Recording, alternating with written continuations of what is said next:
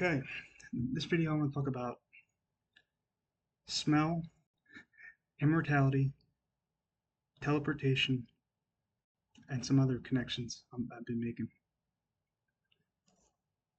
Um, I was recently watching the Old War of Florida interview with Seth guy, and while I don't agree with any of their vegan stuff, I'm not a dirty hippie, but the Seth Ballin guy, he brings up it's an interesting chat, and the Seth Ballin guy brings up a book called Jitterbug Perfume, which like uh, immediately made me go get the book and start reading it. So I've been reading the book because his description was it's about a immortal guy that makes perfume or something like that. And so I start looking into it, and um, it's a pretty good book. I mean, I don't know, it's kind of hippie-ish a little bit, but the guy who wrote it, his name is Tom Robbins. Robbins. And I've been having little robins everywhere I walk. Robins, little birds, are flying up to me, flying near me. It's always a robin, and they're like land near me, but not like close enough for me to like get near them or anything. But they're always like flying down and landing near me, and then just kind of like looking at me. I've even had like a couple months ago. I even had one.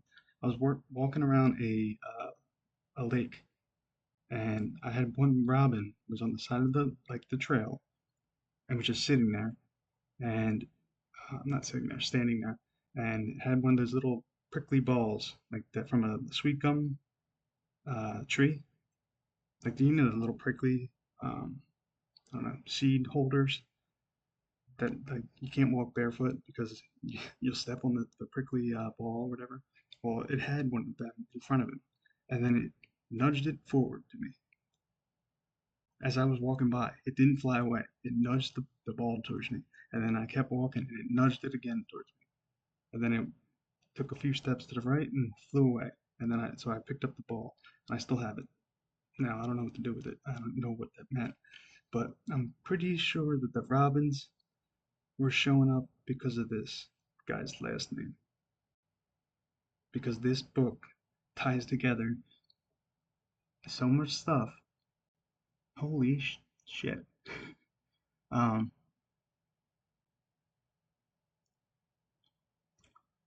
so I started getting into Dale Pond.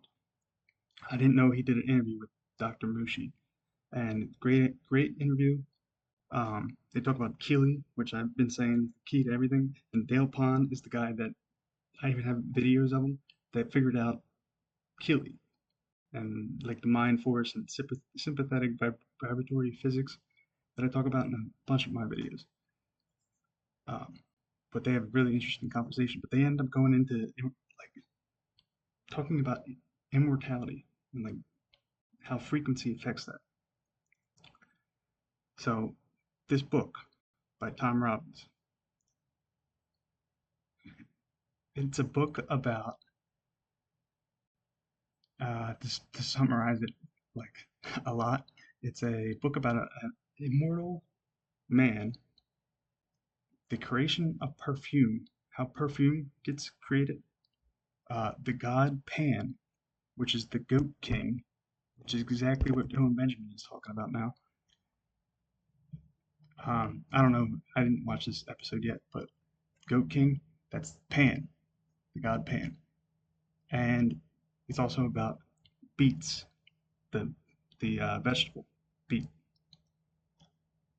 and it's a really good book. I'm like 70% into it, 72% into it, but the guy figures out how immortality works, and it's basically vibration frequency. And he learns this from a tribe called the Bandaloop, which I think there's something I need to finish the book to figure out more about that. about them, and they could do like miraculous, magic, godlike stuff, like just materialize items in front of them, or like be and they were immortal. They could materialize things like out of thin air.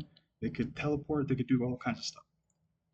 And they lived in the mountains in like a cave in uh, the Himalayas. The In the story, the Tibetan monks, he tells the Tibetan monks, the main character Alabar tells the Tibetan monks that he wants to defeat death and become immortal, and they they try to explain that their philosophy to him, and then but then like one of the side guys at the abbot or whatever, he comes up to Alabar and says, I mean, if you I've heard there's rumors that there's this you can find these people called the Bandaloop in the caves around this area. And so he goes and looks for these people, and he's like, first time he meets these people, he's he's been traveling for days, and he's like, he starts thinking to himself, man, I really wish I had something to eat. And then all of a sudden, a banana goes flying, hits him in the back of the head, or like in the nose or something. And then he turns around, and there's like a bunch of tribes dudes there, tribesmen there. And he's like, what'd you throw that for? He's like, and the tribesmen are like, uh, well, you said you were hungry. And he's like, I didn't say anything. I thought that. How did you know I was thinking that? And then they like smile. And then he's like, okay, these are the guys. Like they can sense it telepathically, which I think is actually our base, the base of humanity, the base of nature is like this. Like we're all one, we're all connected. And that's where I bring to this. This is one of the statements. This is way more into the book. Um, One of the characters says, the universe does not have laws. It has habits, and habits can be broken. I think it's the universe has one law, the law of one, and nothing can break that law. But all other laws, supposed laws, are habits, and they can all be broken. That's what I think it is. And I think I'm right, actually, because that's how the law of vacuums work. Nature abhors a vacuum is the law of one. There can't be a vacuum because we're all one. You can sense someone's thoughts telepathically because you're the same being in a certain way, kind of like how your skin cells can communicate, or like how your heart cell can communicate to a blood cell. You know what I mean?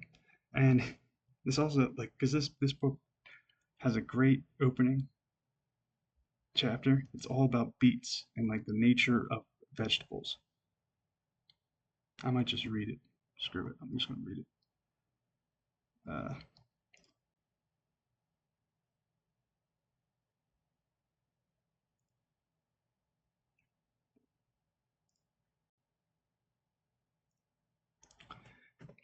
the beet is the most intense of vegetables. The radish, admittedly, is more feverish, but the fire of the radish is a cold fire, the fire of discontent, not of passion.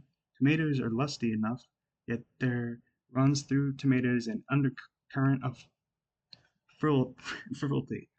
Beets are deadly serious.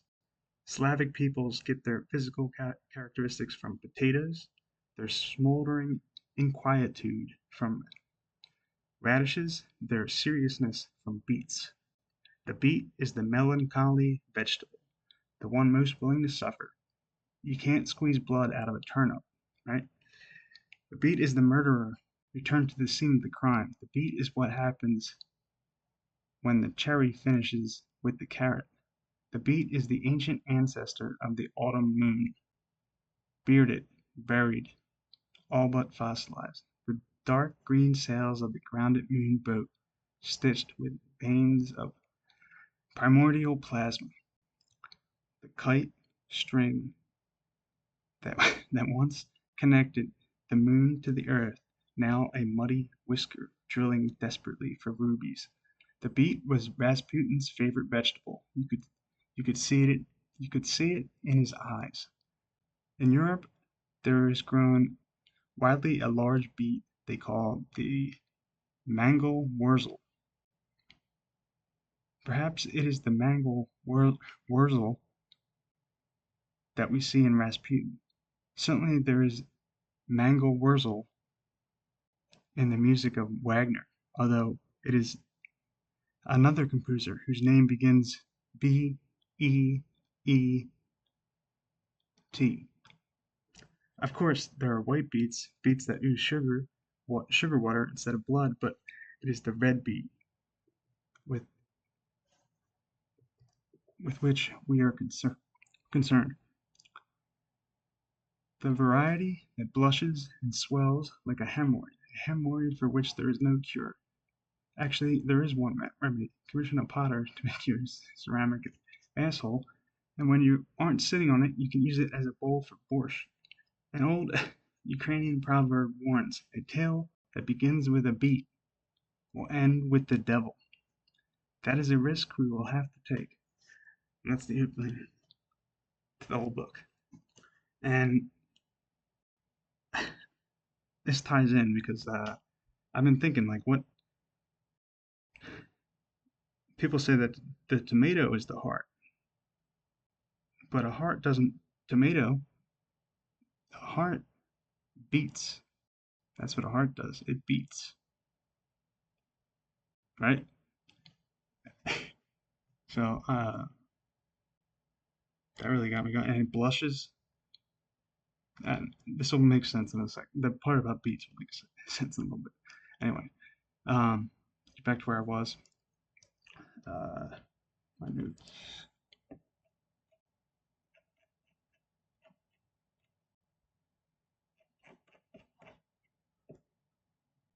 And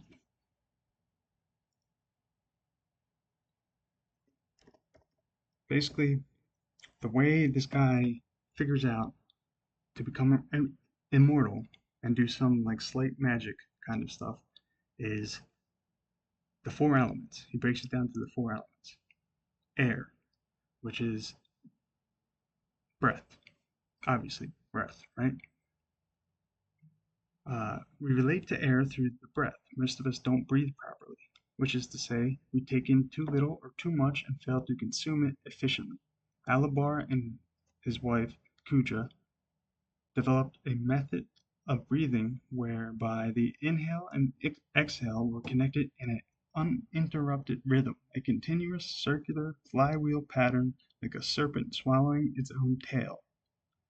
Their breathing was deep and smooth and regular. When they brought out air into their bodies, they visualized sucking in as much energy and vitality as possible. When they expelled air, they visualized blowing out all the staleness and flatness inside them. This martial art treats breathing like the Russians. You know what they You have call to realize breathing every time techniques? They said there are no breathing techniques. They say there's only learning how to breathe properly. Breathe properly. Um, I've never heard anyone actually explain the Ouroboros like well. Like, I mean, yeah, you get the tree. They said there's a snake going around. Some people say it was like the Antarctic ice wall, but it never really felt right to me. This feels exactly correct. It's a, a circular breath pattern. You breathe through your nose, out with your mouth, and you try to breathe out more than you breathe in. So if you even like, you think about it, you, you want to get rid of more carbon dioxide than oxygen that you bring in, so that you're expending the bad almost, like the waste product. You want to expend more waste than you take in. So it's like a over unity machine. Your input is less than your output. That's what you want to do. So and it becomes like a free energy machine almost. Uh, and that's what Keely was always talking about in Dale Pond. They were making free energy. He made a like it's the closest thing to free energy machine I've ever seen. And by free energy I mean over unity. So the input is less than the output. That's this breathing technique. This is what the Ouroboros would be. To breathe properly, and you restore by breathing. The reason why we get bruises when you like bang your knee or something, I don't know, you bang your somewhere in your body is because you're not breathing properly. In through the mouth, in through the nose, out through the mouth, and it's like a short inward breath and then a longer outward, but like only slightly longer. I don't know. You're scared or stressed, the body will this get martial tense. art We teaches stop this, breathing. and this martial art is it's really controversial, but it's called Systema, and uh, the reason why it's called Systema is because it's not really a martial art. I mean, it doesn't really have techniques. It's more like a system of thinking almost,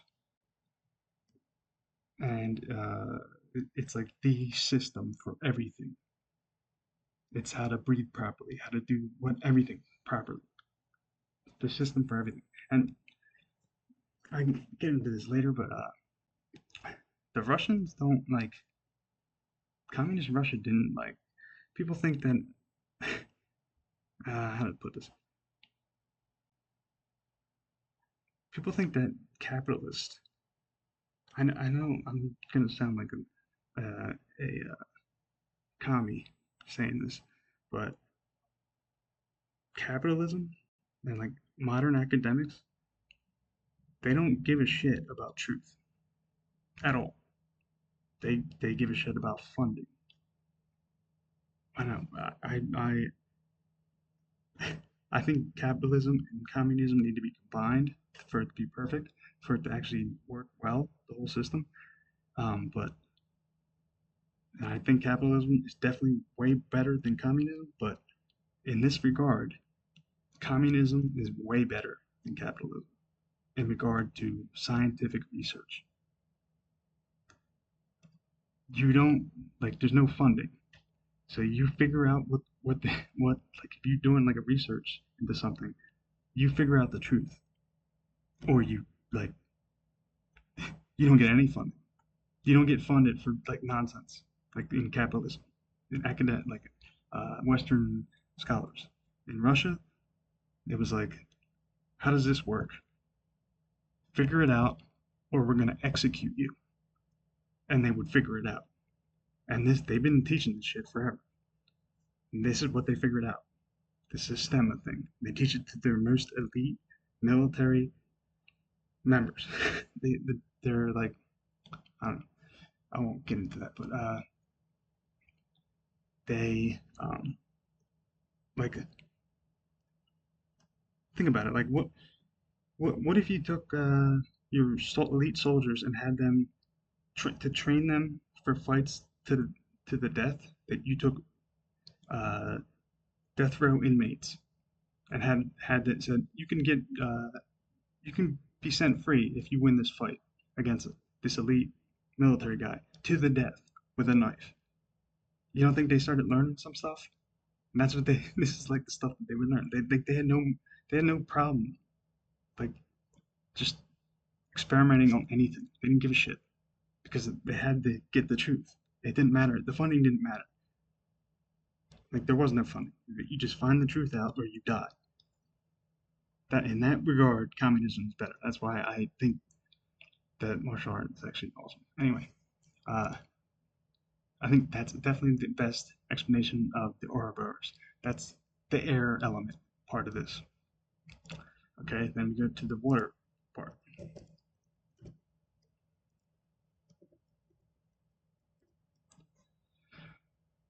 Research at Purdue University, the UCLA Medical Center, and other lovely places has demonstrated that aging can be forced into the slow lane, if not off the road altogether, by decreasing the body's temperature. Hypothermia not only slows down the metabolic pump, allowing it to coast a bit and refresh itself, it puts a lid on the autoimmune reactions that contribute to our organism's deterioration. You see, darling, our immune systems tend to be trigger happy, especially at high or normal temperatures, frequently attacking the very cells they hired on to defend. Not unlike your police department or your FBI. When body temperature is depressed, the immunological cops remain in the station house, playing checkers, responding with their pistols, tear gas, and billy clubs only to generally threatening situations. The wear and tear this saves on the body is the difference between a cherry and a beer. Now, being European, Alabar was less than an enthusiastic participant when Kudra discovered a thermal spring in one of the caves, but gradually he came to appreciate the contribution of the bath to their program. Their procedure was to soak for a half hour or so, and then withdraw to shade for a quarter hour, repeating the process 4 or 5 times. The hot water caused their blood to rise to the skin surface, where once they left the tub, it was in a position to be rapidly cooled. You understand? Over a period of centuries, this regular cooling down of the blood may well have reset their internal thermostats, their hypothalamuses, so that they registered permanently 2 or 3 degrees below boring and debilitating old 98.6. This is the water aspect of this. Now, how many people, how many like TikTok videos are there of people doing ice baths, or Wim Hof doing the ice bath thing? And he does do some superhuman stuff with his air, and his ice bath. I think it's more. I think this is actually kind of off. You go into the warm water to open new pores, to open everything, and then that raises the blood temperature, I guess. And then you go into the cold to lower it. I don't think this is a sauna thing either. Sauna would like drain you of your nutrients. A bath doesn't drain you of your nutrients. You're soaking in the nutrients. A hot bath. So it's not the same as going in a sauna and then jumping in the pool, which a lot of people do. And I think that's a lot of what those bathhouses are. It's it's more like going into a hot tub and then standing in the cold. I think this also ties into aspects of the philosopher's stone too. Um, but Kudra's from India, Alabar's from Bohemia, in like the eighth century. Uh, actually done this. Let's see, where was I? Oh, here's other examples of like baths being like a factor with immortality. You got the archivist recently put out a video about a scientist that was trying to revive a creature that he found by putting the creature in a vat of water and mixed with radium, like a highly radium-rich water solution that he applied electrodes to each side of it to make it like a battery. And the thing woke up. It was a mummy. It was in like a mummy form, and the skin came back. It started reforming, and then once he added the electricity to the battery part, the thing jumped out of the tank. It's been dead. It was supposedly dead for like years, hundreds of years. And the way the guy describes the creature kind of sounds like this dude from the movie Hellboy, the blue guy. That's kind of what it sounds like. Um, then, like, I watch these movie breakdowns by Jay Dreamers. He actually does a pretty good job. But he did Jupiter Ascending with uh, Mila Kunis, and in that they have a bath that the immortals go into this bath, and then once they come out of the bath, they retain their youth, the fountain of youth. It's a bath, right? And in the book Vril, the coming race, I think it's called. The guy, he ventures into the middle of the earth and finds this whole other like tribe that use something called Vril. They called Vril, and they would have these baths of it. It was like bathing in electricity, the virtues of which are ascribed by many physicians to electricity. Vril is like electricity. Well, I actually tried this. Not that, not Vril. But here was the last one. Oh yeah, yeah. And then he goes this episode. He was in talking about Stargate, the movie Stargate, and in it they go to another like realm where there's a pyramid, and at the center of a pyramid is a coffin tomb bath. It's a bath that retains immortality or eternal youth. And what do vampires do? They go into like a coffin or tomb, and vampires are immortal. The bath, right? Um, I did a turpentine bath. I talked about it in one of my videos. It was a turpentine detox. I made a warm bath. I got in the bath, and I had turpentine poured like I don't know a cup, probably like a cup of turpentine in the full bath. That was hot. I got in the bath and I was like relaxing for like 5 minutes, and then my nuts and my underneath my armpits started getting like burning, and both my ears, because I had my head under the water. I didn't have my eyes open. I assumed that the eyes would have reacted first if I opened my eyes under the water, but I didn't. Um, but both of my ears felt like I had an ear infection in both of my ears. And immediately I was like, oh shit, this, I shouldn't have done this. And I pulled the stopper on the bath, and uh, then my lower area starts burning, and underneath my armpit starts burning. And it was like at the same time I had two ear infections. It felt like, and so I turned the shower on and cranked on the cold temperature all the way cold to cool myself down, to cool down the burning areas. And it felt like I didn't even like the fact that it was at the coldest temperature, didn't even register with me. I didn't even notice that it didn't bother me at all that it was cold. I've tried to do cold cold baths before. I last like 20 seconds. I barely can even get into the thing. I go in and then jump out. And with this, I was underneath the cold temperature for like 20 minutes, easy, like it was nothing, because of the burning of the turpentine. And the way I think it works is the hot temperature opens your pores, brings the blood to the surface, and then because I had turpentine in it, it went through the pores really fast. And turpentine is known as a paint thinner, right? Um, it removes chemicals. It takes away the excess, the waste. It's a waste removal. Parasites apparently like turpentine's supposed to be like the best cure for parasites. There's like 192. I don't know the exact number. I don't want to misquote, but in the Merck's manual from the 1890s, there's like hundreds of references to turpentine curing hundreds of different diseases. Uh,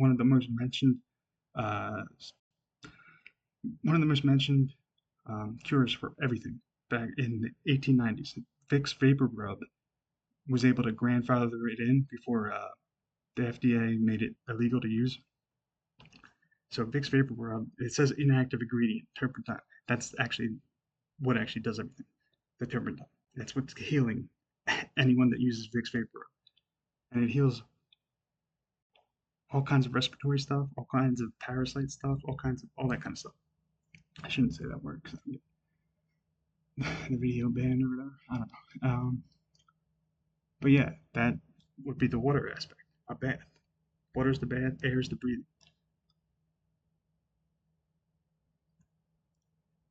Next one, I think this is where this book gets it a little bit off. It confuses. First, it talks about I don't read the whole thing, but it talks about how everyone has their belief on nutrition, right?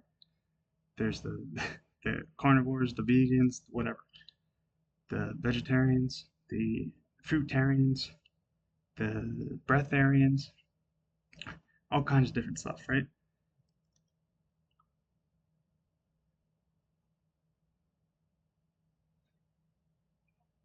There was an unfortunate. Okay, here we go.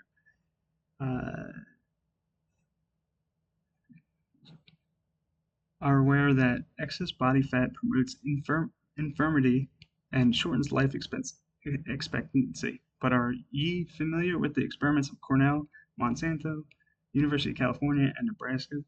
Severely reduced calorie intake and restricted ingestion are certain amino acids by laboratory animals drastically altered the process of aging. There was an unfortunate side effect: your animals who were deprived of amino acids suffered from weakened immune systems. However, might recall that Alabor and his woman were in perfect Bloomin' counterbalance, strengthening their immunological effectiveness by cooling their blood. Your man and his wife ate simply, but apparently they ate with gusto. They consumed small amounts of food at a time. And let me impress something upon you, darling. 'Tis the best kept secret of nutrition that 'tis healthier to eat small amounts of bad food than large amounts of good. Alabar told me that they fasted for 5 days each month. Now, there's nothing like periodic fasting for cleaning out your pipes. Remember, 'tis the accumulated death of cells, their failure to reproduce, that ages and kills a body, and 'tis the accumulation of toxins that kill a cell. How does your sweet little cell get polluted with toxins? From improper breathing and improper diet. One other thing about your couple's menu. You'll be remembering, of course, that they were eaters of beets. They were your original beatniks. Haha. Well, 'twas only a few years past that Dr. Benjamin S. Frank discovered that beets build up the blood, stimulate the liver, which is our main organ of purification, and supply a body with nucleic acid. Nucleic acid being absolutely essential to the efficient reproduction of youthful cell structure. Ta-da! I think that's actually fire, what he's describing there, because fire is you need fuel for a fire, and what is food? Food is fuel, and fasting would be like letting the fire burn down to ash. And the beet builds up the blood because oh, it's the heart vegetable. A heart beats, right? Um, and nucleic acid. That brings me back to radium. Nucleic, nuclear, and I bet beets soak in radium more than any other uh, vegetable or fruit. I bet that's the reason for citrus. I think that's the reason why orange, like over Florida, says that oranges soak in radium, or they from the natural springs. Uh, I bet you beets do it too. I bet you all elements do, but I bet you beets do it more than oranges. Then fire, which I think is actually earth. Uh, Now we know that sex can ease stress, and we know that stress wears on the rubber on the wheel of life, but sexual fire, like the breath of air and the bath of water, makes other contributions to the Immortalist program. The human organism is designed by DNA to maintain an optimum of strength and health to sexual maturity and just a few years beyond. Once it has presumably done its procreative duty, and the perpetuation of the species may be the only thing DNA really cares about. This kissed off, abandoned to steadily deteriorate. What Alabar and Kuja did, which is the Immortals, did was to keep their sexual fire so hotly stoked that DNA was fooled into believing that they were just entering into sexual maturity. The fact that, despite their adolescently high hormone levels, they never actually produced a pregnancy only contributed to the ruse. What with their womb soaks and sex birds, their DNA couldn't get a clear fix on their age. It was only aware that they had something going, and to be safe, it had better support them. You're yawning.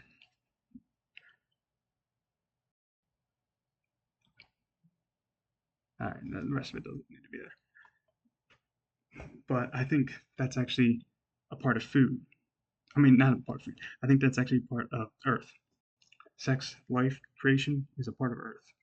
It's like everything gets created from Earth, right? Electrical electricity is an Earth element thing. You have think electrical ground. Ground is like the most important part of electricity. And what is the ground? It's the element of Earth. It's Earth. The ground is the Earth, and life comes from the Earth. A woman grounds a man. It's the Earth element. Life creation is the Earth element. So I think he was wrong about this. And the food part is the fire part. The fasting and the food is really fire because it's the fuel for the fire to keep you going, right? Everyone always says food is fuel, right? And I also think the fire part is ultraviolet rays of the sun. It's your vitamin D, the sunlight. And they were always out in the sun, these people, too. Where were we at? Yeah, see, electrical grounding is process of excess electricity to a ground via a wire. Nutrients are like food is fuel. Nutrients are like fuel for your body. Fuel, fire requires fuel. The earth doesn't require fuel. So I think he mixed up those two. And I also think I can add in my Immortal video, well, first, you got ultraviolet, which is one of the methods for filtering water. And you get what do you get when you're out in the sun in the summer for a long time? It's called sunburn. Burn fuel. You burn fuel, right? Sunburn. That's the fire aspect. And with the earth, it's not just like seed germination or like life creation. It's all. It can also be that my symbol, which is I made a video. I made a live stream about it. About the. I'll bring it up. Sorry.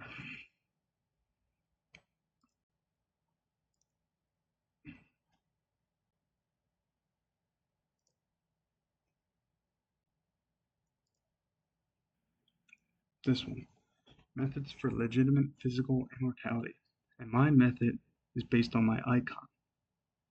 My icon is a Lakosky multi-wave oscillating coil like this, created by Eric Dollard, Bob Beck, and Thomas Brown.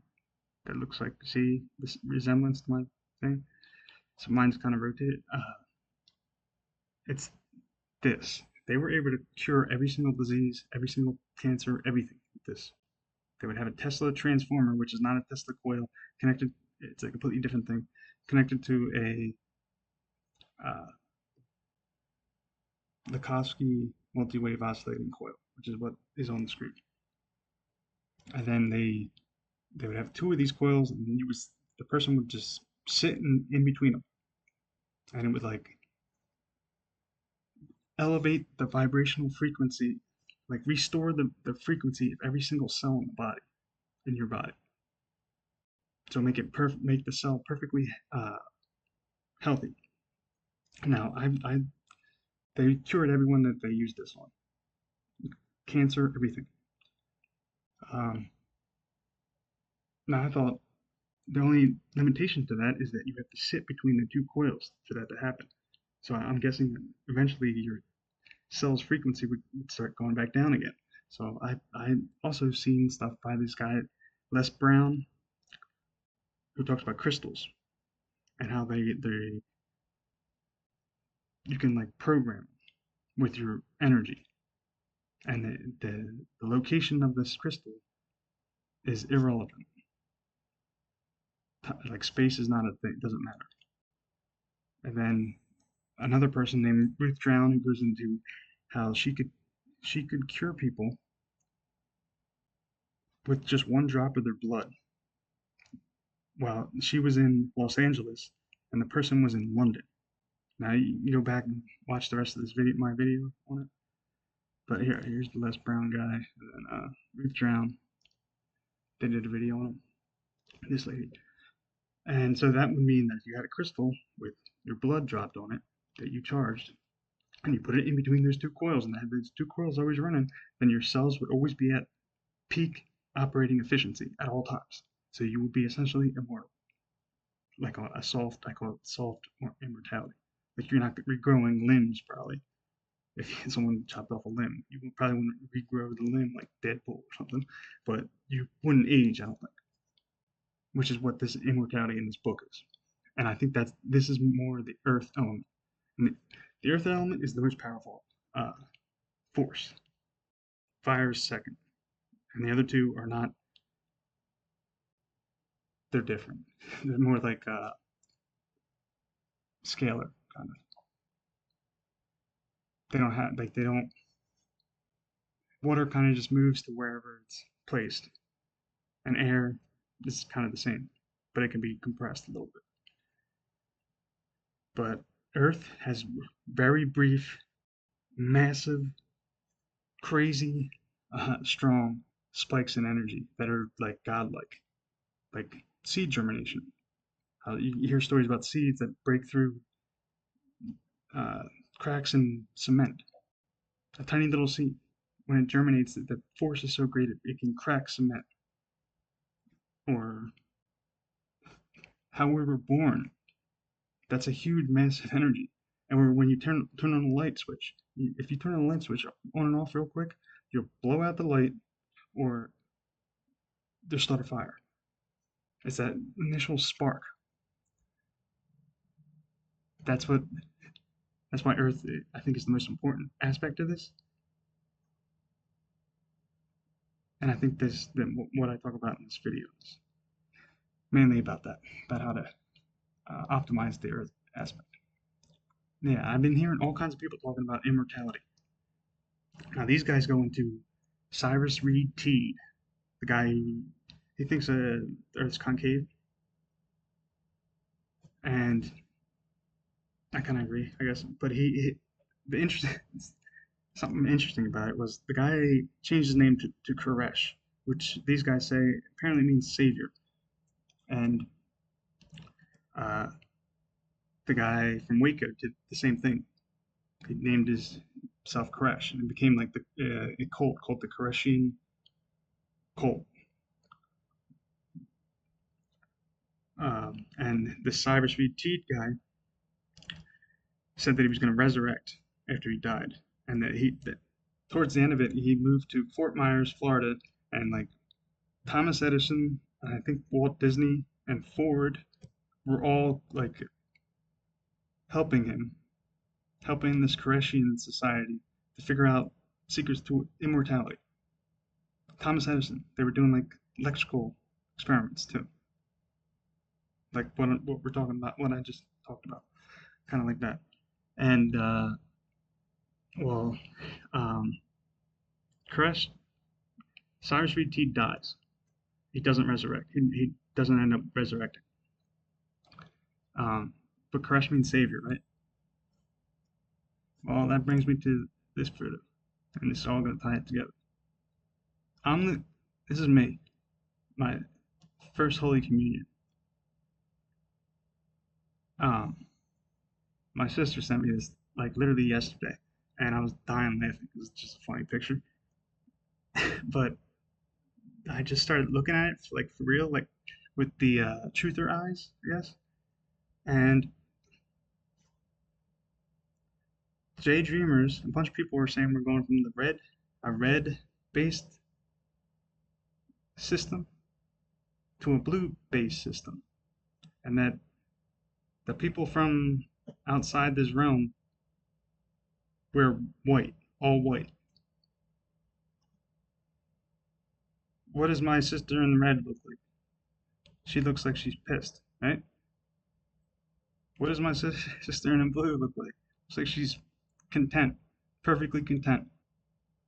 What does my little brother look like? In the light blue, as he's changing to the blue. He looks like he's freaking pissed. And I don't know. Cyrus repeat, Koresh was being savior. Oh god, I can't fucking saying this. But well, my first name is Pasquale. It means Easter, which is what happens on Easter. So I don't know. Maybe I'm being like guided. Who knows? Because I'm not from enough realm or something. But this photo, like the timing of this photo, and me figuring all this shit out is like uncanny. It's impossible. Cannot happen. Oshkosh. I don't know. I gotta finish up the book, but yeah. So it's like I'm helping move us to the blue from the red. My sister's saying, but yeah. That's what I get. That's kind of ties everything together. Oh no, shoot. The other thing I wanted to mention about this. It's like right around this time I started playing basketball, and I would play. My grade school was Saint Rose, which ties into the jitterbug thing because rose is like number one thing. It's like one of the main flowers that get used when they're making perfume. And rose. Anyway, so I'm playing for Saint Rose in my like seventh, eighth grade. This is like a couple of years later, and we all wore the same shirt, like warm up shirt. So we would take the shirts and throw them in like a pile. Me and my the whole team, 20 other kids. And after the game, you had to get your shirt back, right? And there's no one put like their names on it. I mean, some moms probably did, but mine didn't. So I would go into the pile and I would pick up each shirt, and smell it. Nope, not mine. Pick it up, smell it. Nope, not mine. Pick it up, smell it. Oh, that smells like me. That's me. And I would walk away with it. And the reason why I remembered this is because my weirdo priest saw me do this one time. I just do it every time, and it never fails ever, not once. Never once failed. I never not got the wrong shirt ever. It worked 100% of the time. You know your own scent. You don't even know, like it's so obvious to you that you don't even realize it. Uh, so anyway, so I the pervert priest or whatever, he noticed me do this, and he like mentioned it to my dad for some fucking reason, and my dad like just he probably was just like okay, whatever, and we leave or whatever. We actually used to call this priest Mr. Mike instead of Father Mike because I don't know, we just mess with him. He probably wasn't a pervert, but I remembered that because he did that. And the way the other part about this book is they talk about teleportation. Teleportation, the way it works in the book is you dematerialize and then rematerialize somewhere else through like meditation, meditative state almost, and this breathing. And the way the main character is able to come back from the other side is with smell.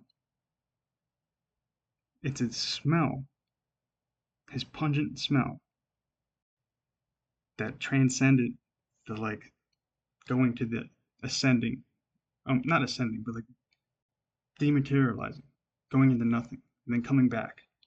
Was it he? The only thing he could recognize was his smell. That's what drew him back. So like me seeing like the different like figuring out my t-shirt on the basketball team is a smell thing.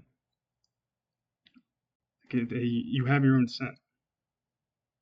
I think people maybe people are just not they don't understand this because they wear deodorant. I never once wore deodorant. Never. I hated it. Despised it. Never once wore it. And I guess I don't know. It was good instinct. I guess, or I got someone guide me because deodorant is it picks your most sensitive areas and puts like aluminum in you, heavy metals in you. So maybe that's why I was able to still sense my own smell because I never wore deodorant. Um, uh, and this Jitterbug perfume book also goes into like how smell, the sense that gives it that recall helps us recall memory better than any other sense is smell. Smell has no filter. Like there's no middleman. Your eyes have to go through a middleman to like translate the information. Your mouth, like your taste, has to go through your tongue.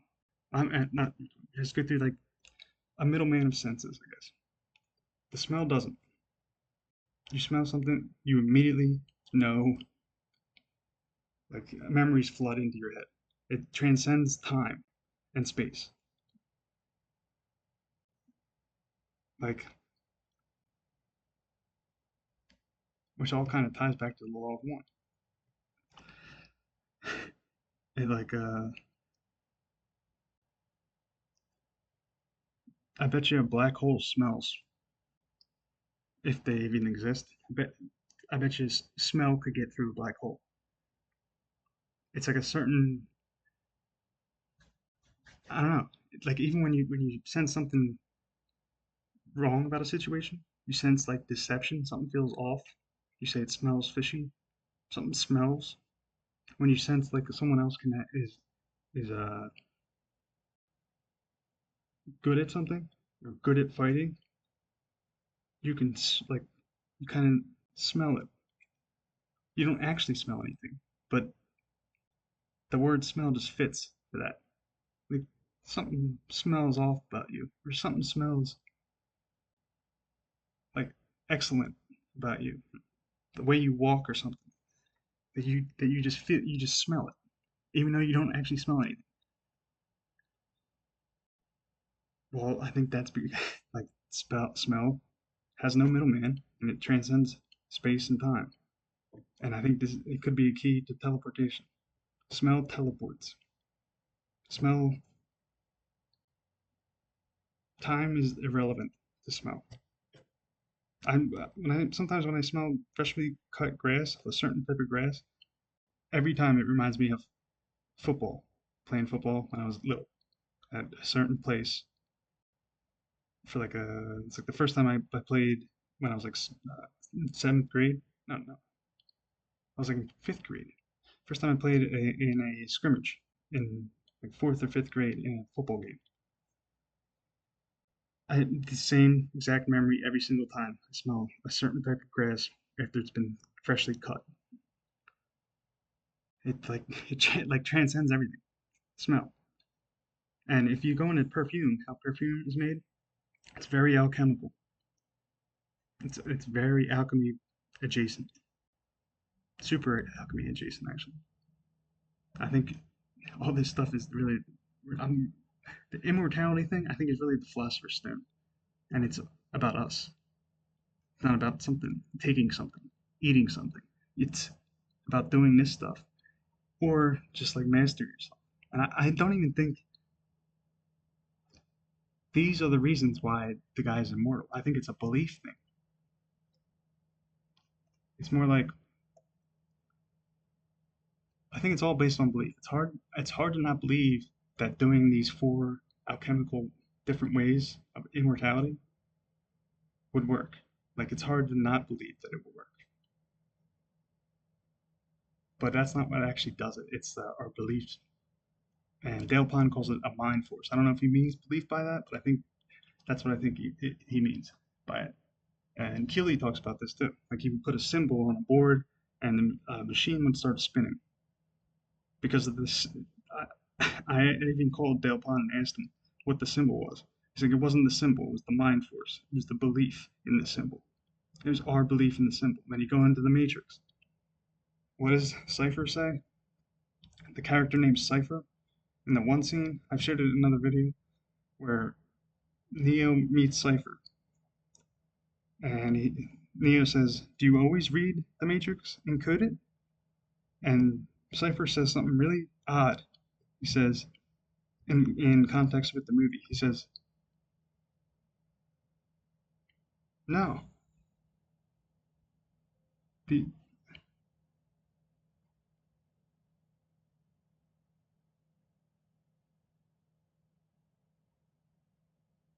shit." I'll have to pull it up. Fuck.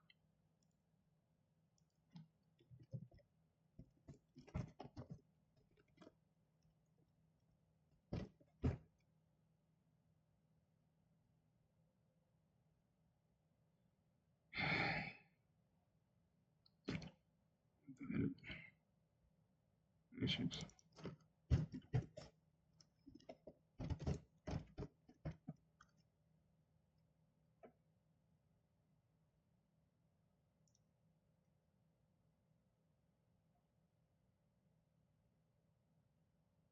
Come on.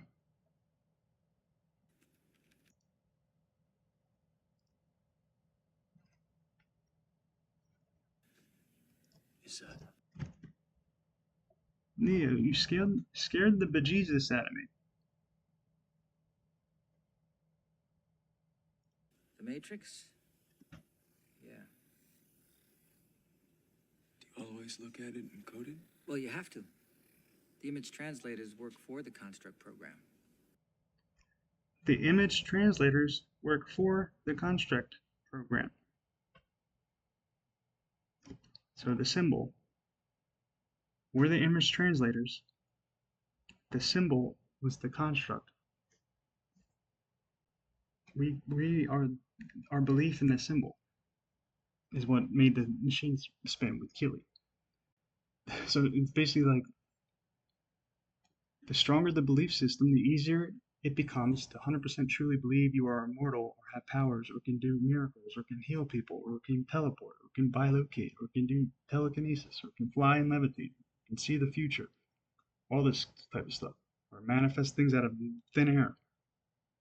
Belief systems are kind of the key. Uh, if you 100% truly believe you are the best at something, you become the best at it. But it's very hard to 100% believe it.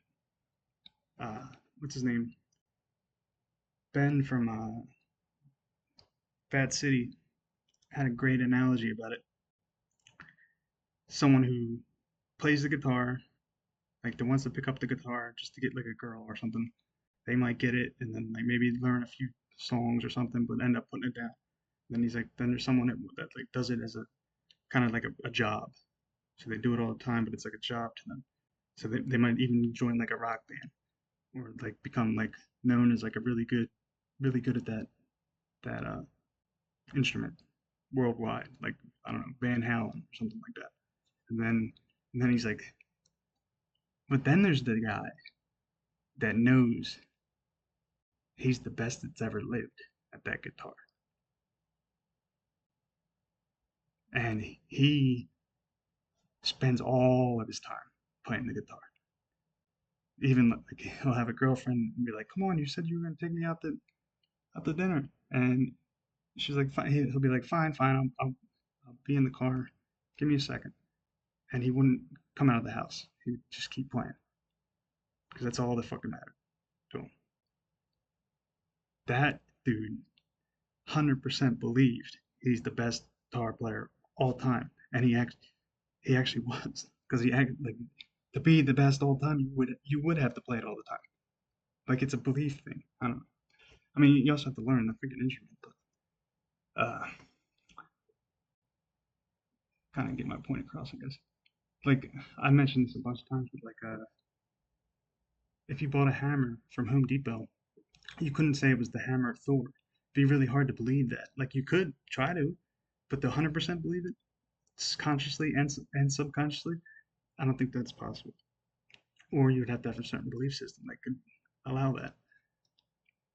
But if you made your own hammer with like rare minerals, with tools you created from scratch, with your own rune system you created from scratch, uh, etched into the hammer with the handle being made from a hardwood from a tree that was struck by lightning during a solar eclipse,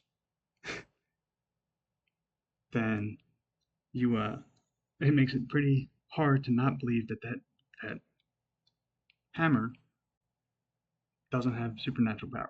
You know what I mean? It's all belief.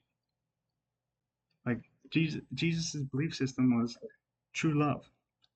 It's very hard to not believe that true love can do literally anything, right? It's hard to not believe that. So he was able to do literally almost anything, just like these dudes called the Bandaloot in this book, and the Immortal guy. They can do basically anything. I think this kind of ties it all together.